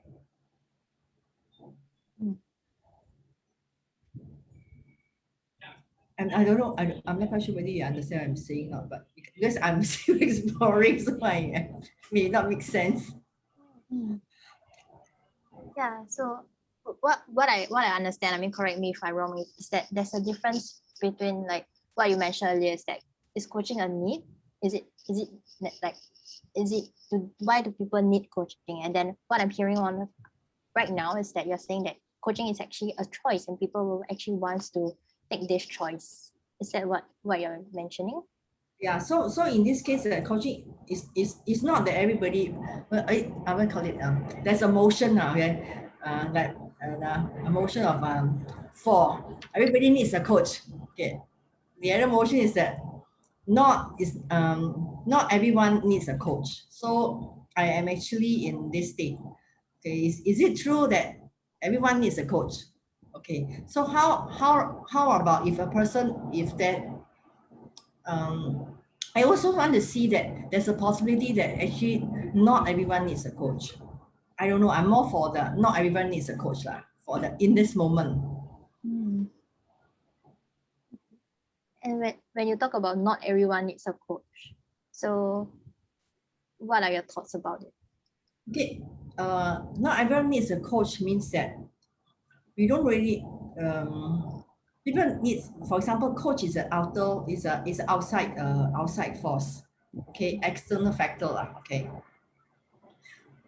What I want to see is just like in me, because I love coaching, I like coaching, and I think coaching is essential, but coaching is happening in my life. It's good enough. So like it's valuable to me really. So do I really need a coach to coach me on my life issues of my life development? I don't know. Now I am a little bit. I'm just exploring like to really this area. Okay. Because I actually feel that there are a lot of people in my life. When I work with them, they're actually my coach already, but they are not my coach in that sense lah. You know, in the official role lah, I guess. So that's recently I've been thinking about this because I also know a lot of people who say they want to be a coach, they want to learn to be a coach. So people who come to me, I will ask them what is your purpose? Okay, what is your goal to become a coach? And then do you want to charge coaching or not for your coaching or not? Something like that. So I am in a process lah, okay, finding out what coaching is, why coaching, does everyone need a coach? This is something these are the areas I'm trying to find out. Yeah. Okay. You know, like as you're sharing, I can really feel like your passion for coaching, and even as you say that the people around you, they are also sometimes they also behave like your coach. So I'm just wondering, you know, if by having this clarity and being able to distinct them, why is this important for you right now? Why is it important? I am actually I have done so much work already. So at this stage of my life, I'm just trying to find out okay, what is at this last stage of my life I don't know how long it lasts. I'm thinking of something that I can do, and it seems like coaching is very relevant for me. So I'm trying to find a way so that I can actually have it and actually practice it That's what I can say. But I'm still exploring. I would say it's nothing confirmed, nothing finalized. Okay. I don't know what I'm talking.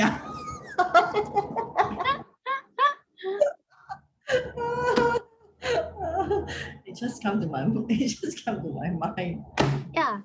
It's okay, like, you know, like as you're sharing, I'm just thinking like when you're sharing out to me, right, what comes to your mind as you hear yourself speaking all this out? What comes to my mind? I think I'm in the process of finding out. I'm actively finding out with different approach or mixing with different people, seeing and hearing what people are doing, and then most of the time, whatever I see, I hear, I do, I will bring back to myself, and then I will find out this is relevant for me. This is really what I want to do. Then if I do see something that that sort of suits me, normally I will just go ahead. I'm just okay. Why not? One thing that moved me forward very easily is I always ask myself, why not? Right. So is it okay if I share something with you, B? Yeah, of course. Because I told you already, I don't know why I'm talking. You probably have to straighten me up. Yeah, so what I'm hearing is that, you know, there's a lot of questions on your mind and you're exploring about coaching, what it means to you. And then one thing that I'm hearing also, like, is also finding something that's relevant to you. Yeah, so I'm just wondering, how will you know that, you know, after exploring and finding, how do you know that this particular thing will be relevant to you?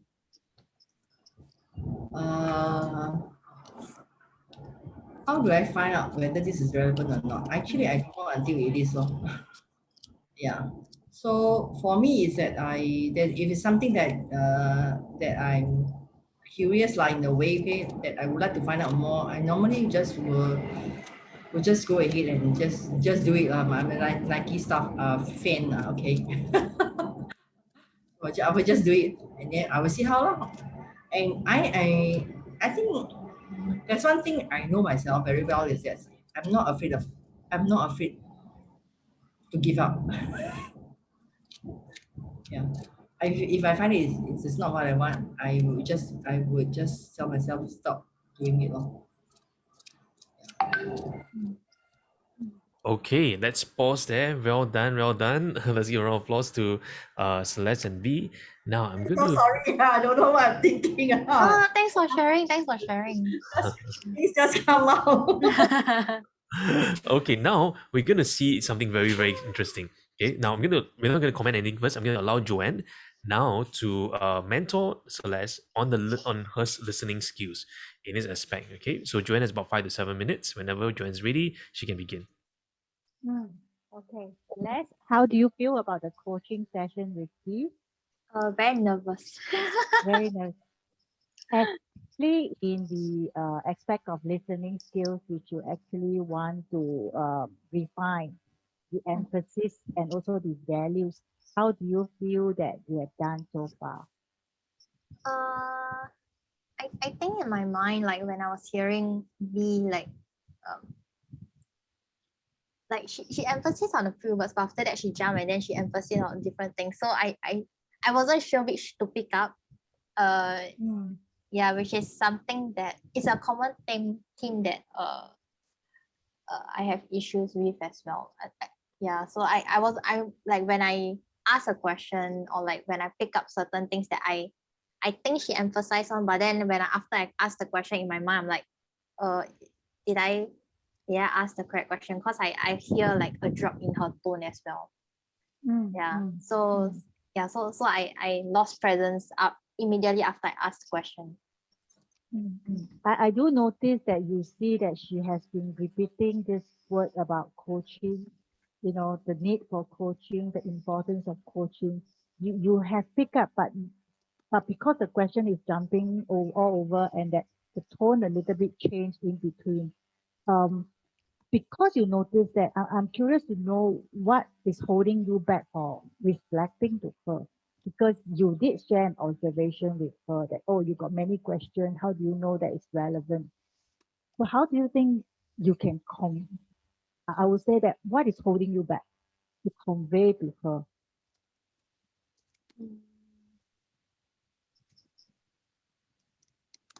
I wasn't sure what is the main thing.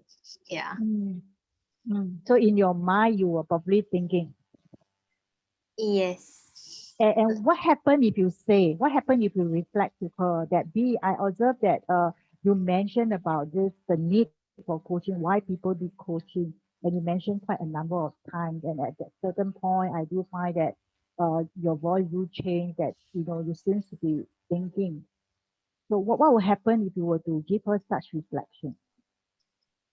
Oh, I don't know. That will be up to B. I think it will be okay. Yeah. Yeah. But what kind of opportunity would that give you? Able to explore more on her beliefs and why is she actually really talking about all these different kind of things. Yeah. And then when you hold back, you are not able to give yourself a chance to explore further. Yeah, so there is this emphasis part of her repeating the theme of the need for coaching. And you recognize that you are actually ruminating or thinking of whether to go forward or not to go forward. So that seems to be a pattern that I noticed in your thought process. And I Mm. don't know whether am I sensing it right. Yeah, you are right. Yeah. Uh-huh. It's yeah, it's something that I would say that it has become shorter, but it still exists in my thinking process during coaching conversations. Yeah. How do you think you can break that pattern? Uh,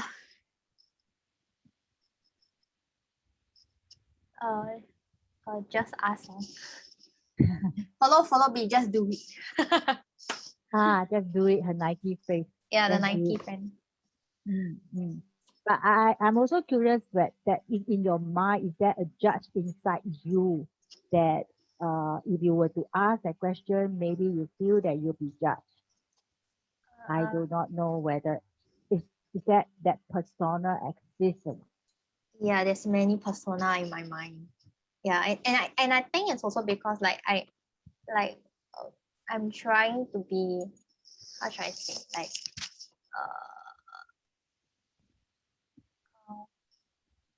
like I'm not sure, like I'm basing how relevant my questions are on B's expression.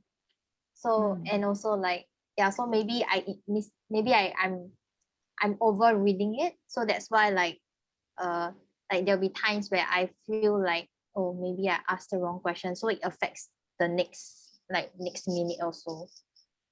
And what makes you think that your question is not relevant? I think it's because I feel we are in a repetitive cycle. Were there any opportunity that you find that it allows you to go into the to help her or rather to help you as a coach to understand the values, which is one of the aspect that you want to listening based on the story, you want to pick up the values that she holds. Were there any values that you find that you can pick up? Yeah, like I like she mentioned it, but I didn't reflect it back to her. Yeah. And is there something that's holding you back, or because there's too many things in your mind that you find that maybe I don't say this? Yeah, like there's too many things. Yeah, like So- maybe in yes. my mind there's like 10 questions in my mind. Then I have to like I filter. Okay, which one should I ask? Like after hearing yeah, because like in my mind, like I have to, like it's not that when she's talking I'm thinking of the question, but when I'm asking the question, I'm paraphrasing it in my mind so that I don't like stutter too much. Yeah. Yeah, because I have observed that your presence is actually very good. When you were listening to the client, you actually pause, you give her time to express herself. But if let's say we were to improve further in our coaching skill, right, we want to zoom down on the emphasis. So for example, today we talk about active listening and the emphasis of the story and the values. So if you put these two in your mind, then during the whole coaching process, so even though there are many questions that comes in, if you so-called laser focus yourself in these two aspects, maybe you will be able to bring it forward or reflect to the client. Like for example, there was one stage where the client actually said, I will just do it, I'm not afraid. So that actually indicate that very strong value that she hold, like won't never die attitude that it's like cockroach, can flip back again. So that itself is a strength in her. So you actually can reflect with her. So it's not that you are not aware, you are aware. So it's probably there were many questions that is intercrossing your mind at that moment. You just don't know which one to prioritize. So if let's say we laser zoom into the two aspects that we want to achieve, maybe that is in your mind, it will help you to be able to be stronger in your coaching skills. I don't know how you feel about that. Mm. Yeah, I agree. Maybe we can try another session next time where we talk about these two focus again, and then we see how you go around in your coaching, and maybe you will be able to overcome that, putting those questions that's coming in aside, and just laser zoom on that two emphasis.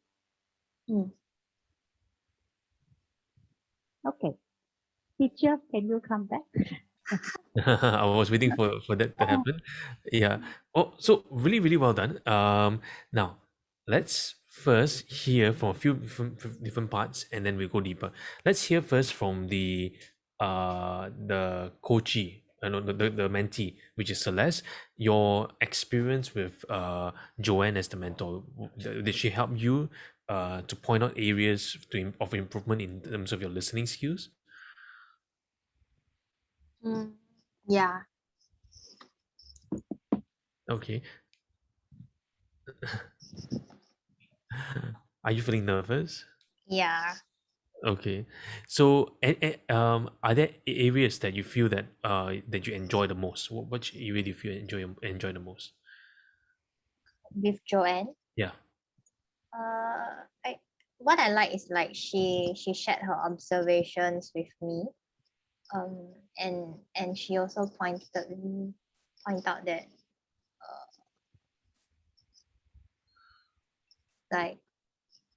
like the situation that I was in. Yeah. It's like a very good feed forward kind of thing. Okay. And if there's an area that you would that you like her to enhance more in, or to have a better communication with you, what would that be? I think can give me an example. Cause like when she say can try emphasize and like more laser focus, right? Then like in my mind I was actually thinking, okay, so if I want to listen on the emphasis and values, how do I listen and how do I ask the question moving forward? Okay. Yeah, so I was like, Okay. So that's good. That's a good feedback. And now it helps Joanne as the mentor coach to hear. Oh, okay. For a mentee like this, sometimes maybe perhaps an example, or maybe giving one or two examples for the particular part may help them. Yeah. Okay. And let's hear Joanne. What are your thoughts on the short mentoring process? Or B also can. B, you have something yet? Oh no. Okay. Yes.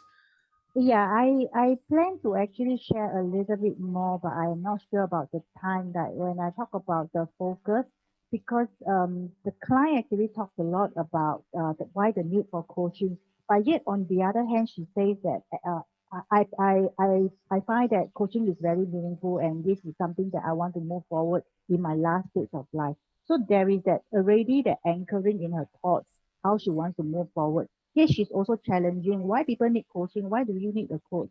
You know, what is the purpose of having a coach? So because you repeated so many times, so that itself is an emphasis that you actually can challenge her. I'm hearing some conflict here, and I'm curious to know what is in between the gap between what you have anchored and also the ruminating thoughts about you challenging the value of coaching. So that is a subject of emphasis. But we actually can dissect this part to actually reflect back to the client or challenge the client to help her to challenge herself, you know, so where is this discrepancy coming from? Yeah. Yeah, that's actually a very, very good point, right? Where we notice that little, on one side you say this, on the other side you say that. Sometimes we call this ambivalence, ambivalent state that the client is facing. So that's the emphasis that we can kind of point out. See, Mr. Klein, or Mrs. Klein, you're just talking about this, now you're emphasizing on this, but now I'm noticing that you're emphasizing on that the focus seems to be on the other one, right? So I'm just wondering, what are your thoughts around this? Yeah. So that's a good point. That's an emphasis. Okay, good. And I think we have time for one more round. Okay. So would you like to be the coach in this round? Okay. And then who would like to be B's client? Hazel. Hazel so fast. Must do share, everybody put an effort. Okay. So this time Joanne is going to try, and she's going to integrate the learnings that she had mentoring Celeste and mentoring earlier in this round. So, but this time I'm going to be very strict on the time. I'm going to cut you off. Okay, so cut you off in 5 minutes. Okay, so 5 minutes for B to Hazel. Then after that, I'll spotlight Joanne in for 5 minutes. Okay, let me do this. Spotlight. And Hazel. Spotlight. Be Okay, very busy. you can begin. Okay, and he right. Okay. Good afternoon, Hazel. Hi B, good afternoon. Afternoon already, meh? Morning lah. I'm coming to 5 minutes to 12 already. So good afternoon to you. It's been quite a while already. So anyway, thank you for this coming 5 minutes. Okay, I would like to ask you for this 5 minutes. What is the focus that you want to discuss together? I want to look at how to improve my chunking. The chunking up, chunking down, chunking left, chunking right. Okay, like in a cross junction. How do I structure my question into those in those areas? Okay, I hear you that you want to improve skills on chunking. So first of all, what have you discovered about your chunking since you are in your coaching process?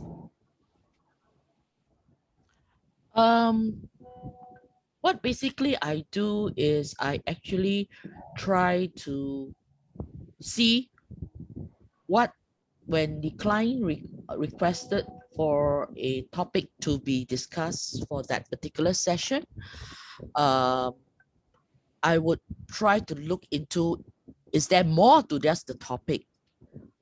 What is causing the client to bring this up in order for him or her to want to discuss further? So what is underlining? So that is something like I would ask myself, when I ask this question, what is it really that I am having issue with, or having the big question mark with? Mm-hmm. So that's what I do when I try to chunk, right? Whether up, down, left, right, but it's basically getting deeper into the subject itself. So as I'm hearing you, chunking is a skill that you want to improve on. So why this skill at this moment? Well, I've been doing it, but I'm not sure whether is it effective, that I have probed deep enough. Okay, as I'm a person that loves to go into root cause rather than to treat things at its surface level or symptoms. So just like if you have a pain, so do you treat the pain, or do you find out what causes the pain? Okay, so I'm hearing that you find that you are unsure about how are you effective in using these techniques. So how would you find out?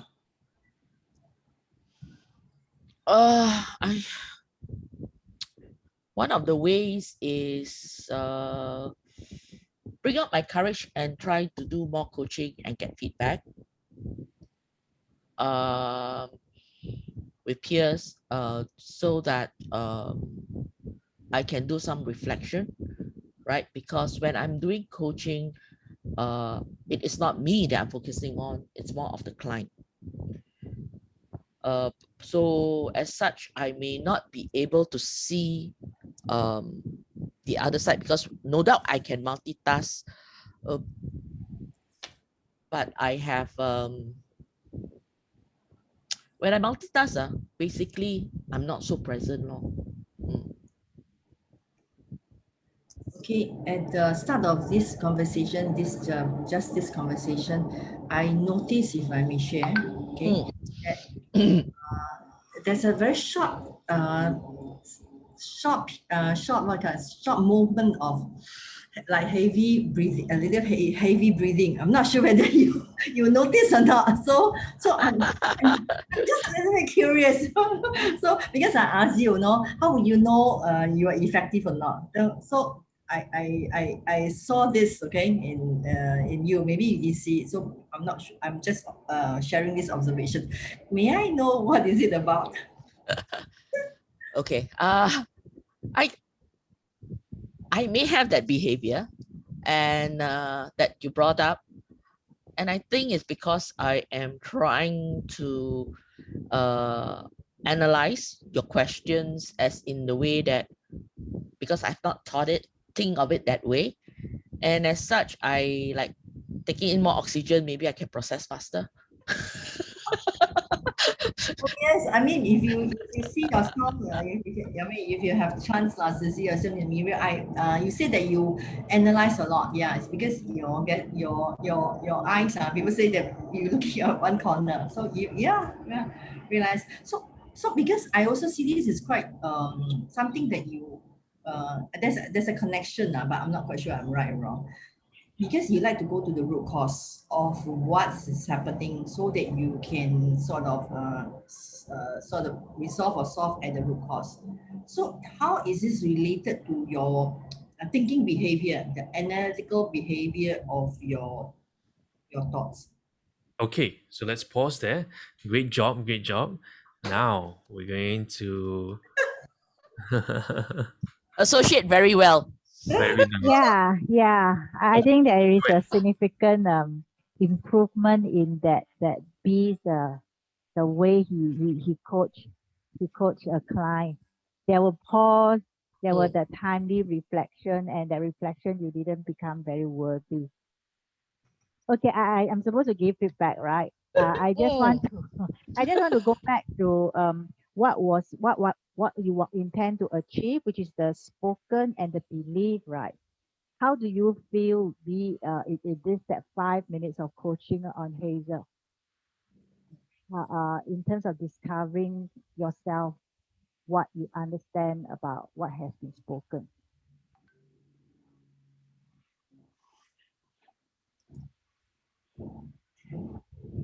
Who you're asking? B, Me? I'm asking you. Yeah. How do you feel? Okay, so contents. I mean, of course, I need contents to know what is happening. So, but I am not very drawn into the contents. So I think as I am actually picking up like keywords. Okay, so and also I didn't really use terminology that what is your belief, this and that. I guess I naturally use her words and then tied it up with what what she has spoken, and then use my way of questioning to sort of dig into what is the unspoken words like her a little heavy breathing. Actually, I want to use the word, what is a sigh about? Then I was just, a sigh actually is my interpretation. So I said, maybe I just describe the situation. So somehow, so that's how I noticed. So I guess this is well, in this way, I mean, I am actually I mean, I'm with Hazel, and also this week, and I keep saying that because you don't see yourself. I know. Okay, I observe it, and I also say that I'm not quite sure, which is also true. I'm not quite sure. It's just only 90%. I'm just guessing. So I'm very I'm not. What I see is that I'm not trapped in the story and content anymore. Yeah, but in fact you actually shows a very quick you learn very fast, because the first round just now when we talk about coaching, you actually talk about, I don't want to use my own interpretation. So in this coaching, you are aware that I don't want to use my own interpretation. That's why I don't want to use the word, why are you signing? I hear that sign. That is my own interpretation. So like immediately the awareness is up. In fact, you actually reflect back to the client accordingly. by using the client's body language. So I find that awareness actually will be very powerful to push you further. But how about the belief that you can hear from the story? What is the belief that you think? There's a belief that she says, which I tie it down to why she needs to be effective in chunking is because she likes to find the root cause of things so that she can resolve the outcome for. She's more focused on what the coachee can get more than what she wants to coach. That's a belief. That's a belief that she has, that she wants clients to know what is the root cause. So because of this, she needs to find way to get the client to see what is beneath it, or what the bottom line is about. Yeah, this is only one belief, okay. Another belief is also, I tie it down with she said that she analyzed a lot, okay. So and then I also matched up with her behavior, like she always have this eye going up this way. So there is also a belief that she needs to analyze. Okay, Okay. teacher Well is back. done, well done, well done. It was quite an intense 5 minutes. Very, very good job. Okay. How are you feeling, Joanne? With the 2 rounds, you did the first round with Celeste, the second round with B. How did it feel for you? Yeah, I do understand much more in terms of getting the emphasis of one competency where you need to laser focus into the details and that breakup. Yeah, like active listening, not only listening to just the tone, the voice, the emphasis. I think that was very good learning for me. Yep. You realize that sometimes in the mentoring session, it'd be very good if we just ask the client what our mentee, what do they want to really dive in, and then we use that as a basis to kind of like work it deeper. Very much like this week, every single day, I have a breakdown of competency number 7.5 on the YouTube channel, so you can check it out. Every single day, there's a but you only talk about one sub competency 7.5. We can spend 5 days talking about it, right? So in the same way for the mentee as well, when we have a area the mentee wants to work on, we get them to say which area do you feel that you would like to work on more. Now, of course, if let's say from the mentor perspective, I realize that, actually I feel that there's another area. Now, as a mentor, I can share, say, hey, mentee, I noticed that you point out this area, but what I'm sensing with my experience with you so far is that this other area seemed to be also a particular area for you to consider. And what are your thoughts on these 2 areas? So sometimes as a mentor, you can be more directive to let them know, because sometimes the mentees may choose areas that they are very comfortable in, but not areas that they really need to work on, right? So that's when we begin to challenge and see whether that space is really for them to go deeper. So what we heard just now from Joanne, it's her tone was very respectful, very clear, and very judgment free, and she was really there to really draw out from the coach, giving them the feedback in the process. Yeah. B, what were your thoughts on Joanne? I guess Joanne, I mean, I feel that she is 这种怎么讲呢？怎么讲？有亲近感 you know 啦，因为 I mean I don't see any, I don't resist her, whether in her tone or in her gesture. Sometimes it's just like it's just like some people just get you put you off lah. Okay, so naturally she has a very natural what they call it, I mean I feel that I feel easy, I feel free with her, okay, and her comments or however she how she share, her language that she uses is actually very good. I mean, respectful in a way, and it does give space. Sometimes the questions makes me also think a little bit more before I answer. So I think her questions is there's provoking and evoking essence in that law. Yeah. Yeah.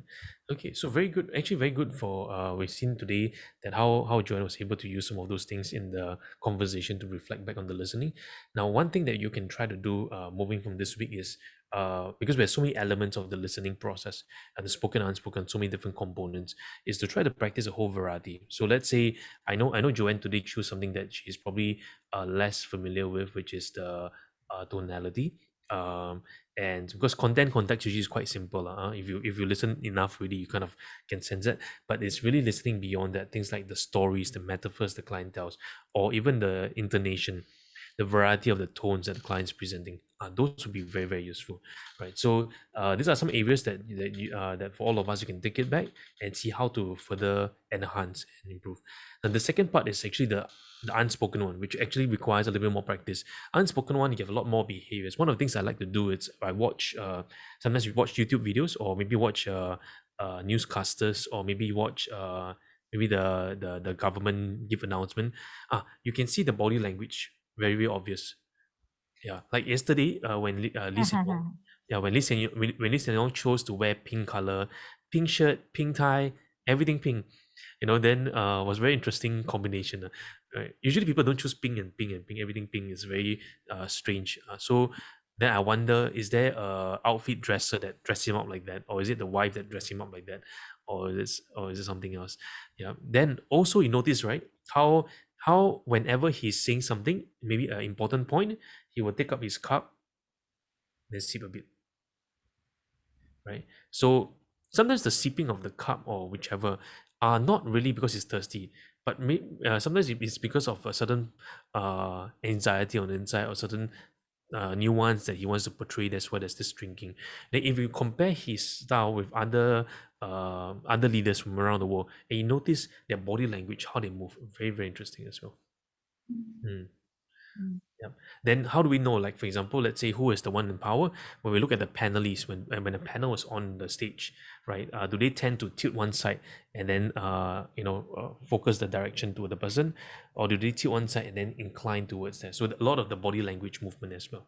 Now, the body language doesn't tell us much about a person, but the body language in correspondence with what is spoken reveals a little bit more about the person's world. So sometimes we watch the body language plus what the person is saying to kind of corroborate whether those make sense. Okay, can I just ask you one question before I end, which regarding to metaphor? If someone were to say that, I'm in this situation that I'm so stuck, I feel that I'm like about to jump over the cliff. So jumping over the cliff, is that a metaphor? It's a metaphor, yeah. Oh, is that so? Because I remember I joined you for the future with the ICF Singapore chapter.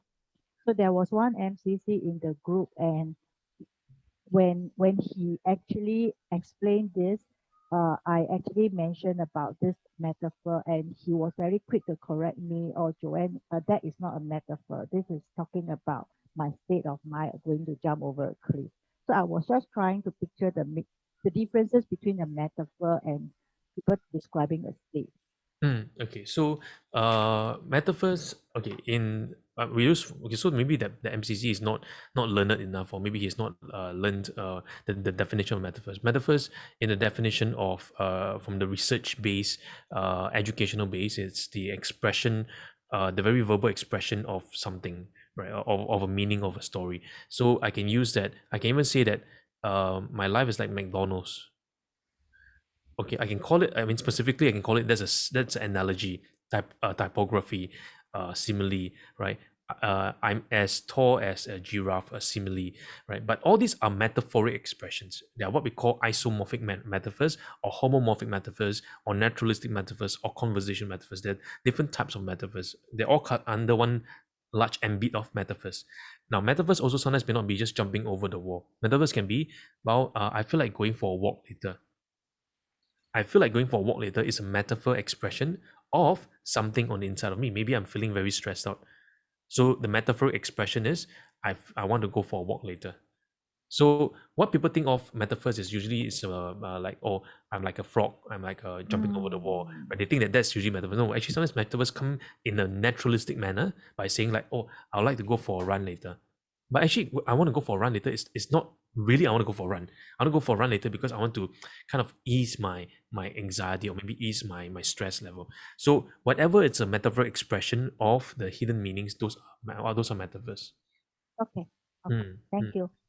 Yeah, no problem. So now of course maybe his his school training that he went through taught him differently. But when we look at again, we need to see what definition that each individual user, right? I know some places when they talk about metaphors, they narrow down the metaphor definition to so tiny, and then they get stuck there. Yeah, and then they're not able to get out of it. So to me, however we classify the thing, whether we use whatever thing to classify, what's important is that what meaning does that give to the person? That expression, what does it give to the person, right? Jumping on the wall, what does it give? What meaning does it give them? So I may not use the word metaphor, right? What does the metaphor mean to you? I may just straight away use his words. I say, hey, when you talk about jumping over that wall, right? You want to jump over the wall. How tall is that wall? What is preventing you from jumping over the wall? And how would you know what's on the other side of the wall? When you jump over, how do you ensure that safety there on the opposite side of the wall? So I straight away just use their very expression like this rather than getting them into a definition argument, right? Yeah. Okay. Thank you. No problem. Like Thank today, you, so everyone. I also see people arguing between mentoring versus coaching versus supervision, and then everyone got different definition. Yeah. So I always tell people, I say, okay, we're not in the war of definition because even if you go to the research database as well, there's so many different definitions for the same thing, right? But what does it really mean for us in the conversation? That's going to be important. Okay, thank you everyone. Thanks so much for tuning in today. I really appreciate everyone for coming here and to really support the learning process. Next week, very, very important. Okay, we're going to look at articulation with examples.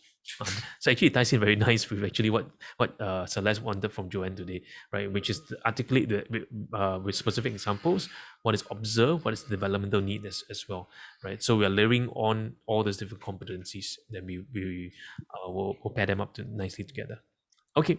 So we'll see all of us next week, same time. Thank you. Bye-bye. Bye.